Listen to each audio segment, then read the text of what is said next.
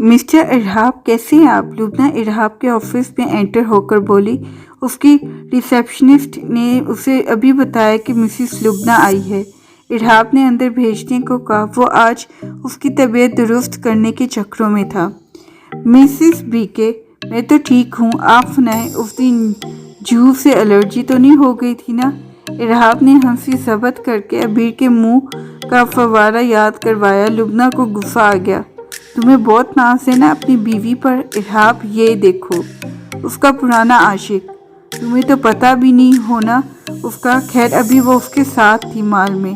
لبنہ نے اپنے فون پر تھوڑی دیر پہلے شاپنگ مال میں کھینچی تصویر ارحاب کے سامنے کی۔ وہ ابھی مال سے ہی آ رہی تھی اور وہاں سے گزرتے ہوئے ان پر نظر پڑی تو ہنستے ہوئے پک کلک کر لی تھی اور سیدھی ارحاب کے آفس آئی۔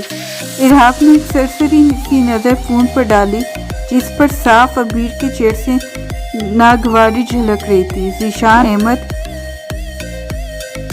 ریسنٹلی اس کی جاب ہوئی ہے، غالباً تمہاری ہی کمپنی میں، 1 سال سے بے روزگار تھا، ابھی بیوہ ماں کے ساتھ مرلے کے مکان میں رہتا ہے۔ عبیر سے شادی ہو رہی تھی اس کی، لیکن عبیر خوش قسمت نکلی کہ اس انسان سے بچ گئی۔ بس یا اور کچھ بتاؤں؟ ارحاب نے لبنہ کو اس کی ہسٹری بتائی تو وہ حیران سی ہوگی کہ وہ سب جانتی، اور ہاں، آئندہ میری بیوی کے متعلق کچھ بھی غلط بولا یا سوچا تو تمہارا حشر کر دوں گا۔ یہ بات اپنے اس پی کے کو بھی بتا دینا۔ پارٹی کی اس رات تو میں خاموش ہو گیا تھا، پر آئندہ نہیں۔ Now get last. لبنہ تو اپنا پلان کے بگڑنے پر ہکا بکا تھی، تبھی خاموشی سے اس کے آفس سے چلی گئی۔ اس کے جاتے ہی علی ارحاب کے آفس میں آیا اور ارحاب کو کریڈٹ کارڈ دیے۔ سر، میم کا اکاؤنٹ بن گیا ہے اور ساری ڈیٹیل اس میں ہے۔ وہ فائل میز پر رکھ کر بولا۔ ٹھیک ہے علی، تم جاؤ اور کوشش کرنا میرے آفس میں ابھی کوئی نہ آئے۔ ارحاب ریلیکس ہو کر بیٹھ گیا اور علی اوکے سر کہہ کر آفس سے چلا گیا۔ عبیر اور رمشا پہنچی تو ولی اور عثمان بھی پہنچ گئے۔ رمشا اور اس کی ممی 5 منٹ بعد ہی واپس اپنے گھر چلی گئی۔ یہ دیکھو تو کیسی ہے شرٹس؟ عبیر نے وہ شاپنگ بیگ عثمان اور ولی کے سامنے رکھا۔ ولی اور عثمان نے ایک ساتھ جھپٹا چاہا پر ولی قریب تھا، اس نے پہلے اٹھا لیا۔ عبیر اور زلیخا ہنسنے لگ گئی تھی۔ واؤ، یہ تو بہت پیاری ہے، ولی نے تینوں پیکٹس نکال کر کہا۔ عثمان نے ایک اٹھا لیا اور اسے اوپن کرنے لگا تھا۔ عثمان، دیکھ کر اپنی کھولو۔ ولی، آپ بھی۔ عبیر نے دونوں کو ٹوکا تو عثمان نے اسمائل سائز کی ولی کو پکڑا دی اور پھر اپنی اٹھا لی اور لارج والی عبیر کو شرارتی آنکھوں سے دیکھ کر پکڑائی، جسے وہ ہنستی اور گھور کر دیکھا اسے۔ تینوں کی سیم لے لی بیٹا، کلر ڈفرنٹ کر لیتی۔ زلیخا نے شرٹ دیکھ کر بیٹی سے کہا، ہمیں یہ اچھی لگی تبھی میں نے لے لی۔ عبیر نے جواب دیا کہ رحیم گل کی کال آ گئی ہے کہ میم آ جائیں، میں باہر کھڑا ہوں۔ عبیر اور ولی ان سے مل کر باہر کی طرف بڑھے۔ عثمان باہر تک چھوڑنے گیا۔ وہ گھر پہنچے تو ارحاب لاؤنج میں بیٹھا نیوز دیکھ رہا تھا۔ بابا! ولی اندر آتے ہی ارحاب کے پاس بھاگا۔ اس نے جلدی سے LED آف کر دی اور ولی کو اپنی گود میں بٹھا لیا۔ کدھر سے گھوم پھر کر آ رہا ہے میرا بیٹا؟ ارحاب نے اس کے چہرے کو چومتے ہوئے کہا۔ ماموں کے گھر گئے تھے ہم، اور آپ کو ایک چیز دکھاتا ہوں۔ ولی بولتے ہوئے اس کی گود سے اترا اور سامنے بیٹھی عبیر کے ہاتھ سے بیگ لے کر پھر سے ارحاب کی گود میں بیٹھ گیا۔ یہ مما لائی ہیں، یہ میری ہے اور یہ آپ کی ہے، ایسی سیم ماموں کی بھی ہے، ولی نے ارحاب کی طرف اس کا پیکٹ بڑھاتے ہوئے بتایا۔ ارحاب نے عبیر کو دیکھا تو اس نے فوراً اپنا چہرہ دوسری طرف گھما دیا۔ ارحاب اس کے شرمانے پر مسکرایا۔ تھینک یو عبیر، یہ سچ میں بہت پیاری ہے، ارحاب نے شرٹ اوپن کر کے کہا تو وہ خوشی سے مسکرا دی۔ پرسوں میں دبئی جا رہا ہوں، بزنس میٹنگ کے سلسلے میں، ارحاب نے شرٹ دوسری طرف رکھ کر ان دونوں کو بتایا۔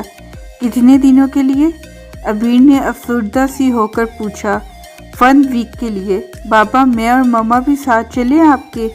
پلیز، ولی نے بہت آس سے کہا۔ عبیر بھی اس کے جواب کی منتظر تھی۔ بیٹا، میرا تو آفیشیل کام ہے، آپ دونوں کا وہاں کیا کام؟ ہم پھر کبھی چلیں گے، ارحاب نے آرام سے ولی کو جواب دیا اور پھر عبیر کی دی ہوئی شرٹ اٹھا کر کمرے میں چلا گیا۔ ولی اور عبیر کا منہ لٹک گیا، وہ دونوں خاموش ہو کر بیٹھ گئے۔ ولی کیوں اداس بیٹھے ہو بیٹا؟ عبیر نے ولی کو خاموش بیٹھا دیکھ کر پوچھا۔ اگر بابا ساتھ لے جاتے تو کتنا مزہ آتا نا؟ ولی عبیر گود بیٹھتے ہوئے بولا۔ بابا کی بزنس میٹنگ ہے، تبھی نہیں لے کے جا رہے، آپ سیڈ نہ ہو اوکے؟ عبیر نے ولی کے گال چوم کر کہا۔ آپ کارٹون دیکھو، میں ابھی آتی ہوں۔ وہ اسے گود سے اتارتے اپنے کمرے میں گئی۔ ولی نے کارٹون چینل لگا لیا۔ ارحاب ابھی نہا کر نکلا تھا، وہ اپنا بلیک ٹراؤزر پہنے ہوئے بنا شرٹ کے تھا۔ عبیر اس کے سامنے جا کر کھڑی ہو گئی۔ ایک نظر اس کی کسرتی باڈی پر پڑی، اس نے نظریں فوراً سے اس کے چہرے پر جما دی جہاں ابھی بھی ہلکی ہلکی پانی کی بوندیں تھیں۔ کیا پرابلم ہے؟ کیوں نہیں لے کر جا رہے آپ؟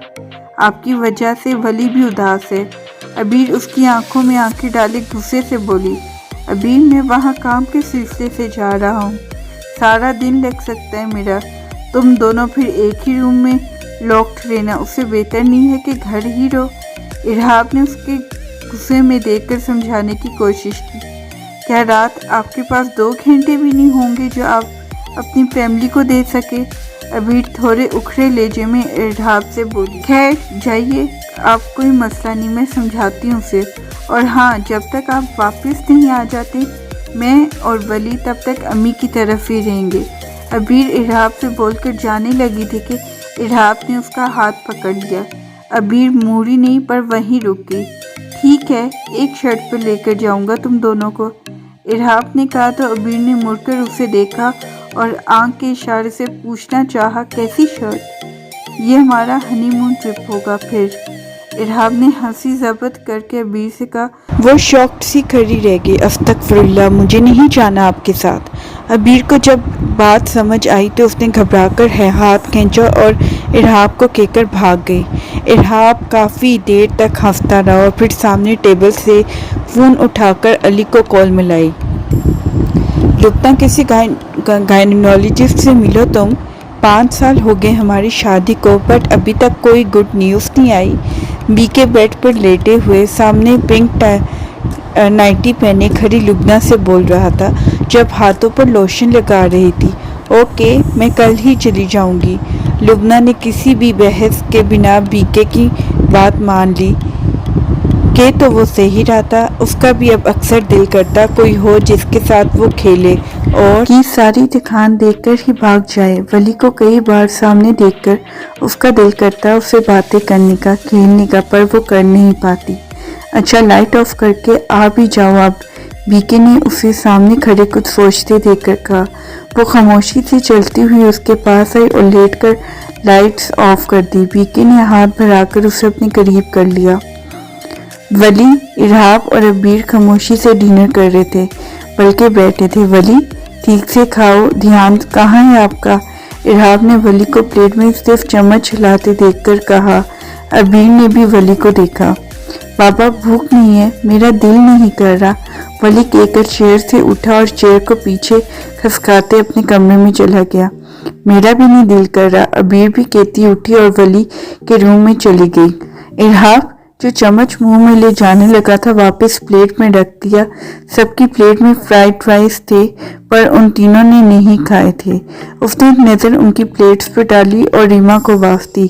ریما!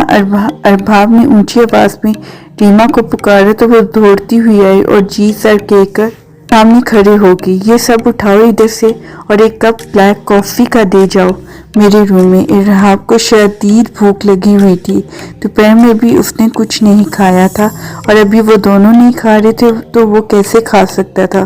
سر، آپ کو تو بھوک لگ رہی تھی پر آپ نے تو کھایا ہی نہیں۔ ریما نے ارحاب کی پلیٹ دیکھی اور اسے یاد آیا شام کو ارحاب نے کچن میں آ کر کہا تھا جلدی بنا لو کھانا، اسے بھوک لگی ہے۔ بس بھوک مر گئی، تم یہ سمیٹ کر مجھے کافی دے جانا۔ ارحاب بول کر اپنے کمرے میں چلا گیا جبکہ ریما سب کی پلیٹس ایسے ہی دیکھ کر افسوس کرتی رہ گئی۔ شان صحن میں چارپائی میں لیٹا عبیر کے بارے میں سوچ رہا تھا، اسے کہیں نہ کہیں وہ سچی لگی تھی उसका अचानक से बेहोश हो जाना, कुछ था जो वो समझ नहीं पा रहा था। वो पंखे के सामने था और दूसरी तरफ उसकी माँ की चारपाई। अम्मा, मैं उस दिन बेहोश क्यों हुआ था? ज़ीशान ने अपना चेहरा उनकी तरफ करके पूछा तो वो घबरा गई और संभल कर बोली, किस दिन? अम्मा, क्यों किया था ऐसा तूने? ज़ीशान उठकर बैठ गया था। वो उसका घबराना नोट कर चुका था। देख ज़ीशान, मैंने कुछ नहीं किया। उनकी आवाज़ में लड़खड़ाहट थी। सो जा, रात बहुत हो गई है, ज़ीशान ने बहुत तहम्मुल से माँ को कहा, जबकि वो जान गया था ये सब उसकी माँ ने किया था, शायद जहेज की वजह से या कोई और वजह, पर वो अपनी माँ को कुछ नहीं कह सका क्योंकि वो उसकी माँ जो थी, लेकिन उसका दिल अंदर से चूर चूर हो चुका था।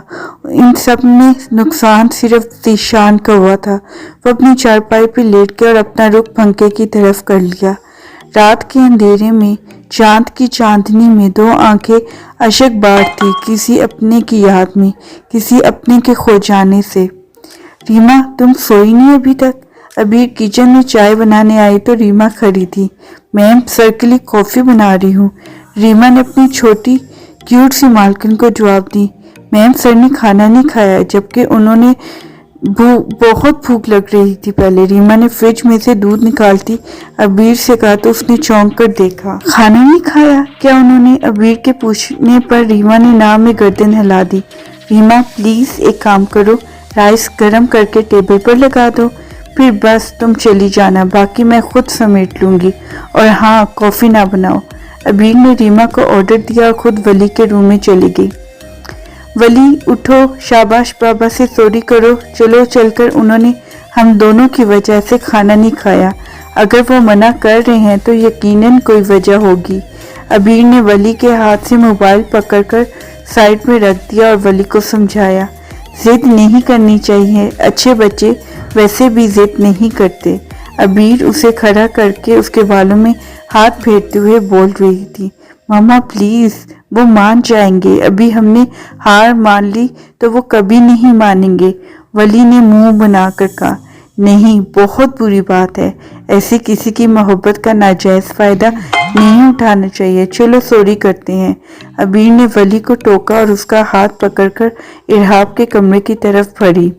अली, ठीक है, फिर कल 1 बजे की सीट हम सब की ओके कर दो। और हाँ, 7 दिन का टूर था ना, अब 10 दिन का कर दो। इरहाब अली ने फोन पर बात कर रहा था। दूसरी तरफ से अली ने कुछ कहा तो वो हंस दिया। अबीर के आने से नहीं बदला, बस अब लगता है कि जिंदगी बहुत खूबसूरत हो गई है मेरी, अब अच्छा लगता है सब। हाँ, शायद उसी के आने से। इरहाब सोफे पर बैठा अली से बात कर रहा था। तभी अबीर और वली रूम में आए और सामने खड़े हो गए। ठीक है अली, सुबह बता देना फिर, ओके, अल्लाह हाफिज। उन्हें सामने देखकर उसने कॉल बंद की और दोनों को देखने लग गया, जैसे पूछना चाह रहा हो कि क्या है। आई एम सॉरी बाबा, मुझे जिद नहीं करनी चाहिए थी, आप इजी होकर जाओ। वली ने अपने दोनों कान हाथों से पकड़कर इरहाब से कहा तो इरहाब को उस पर टूट कर प्यार आया। उसने वली को हाथों से पकड़कर सामने किया और फिर उसके दोनों गाल चूम लिए। बाबा, आपसे कभी निराश नहीं होते बेटा, सॉरी। अबीर ने भी दिल पर फतह रखकर सॉरी किया, जो कि सॉरी तो बिल्कुल नहीं लग रही थी।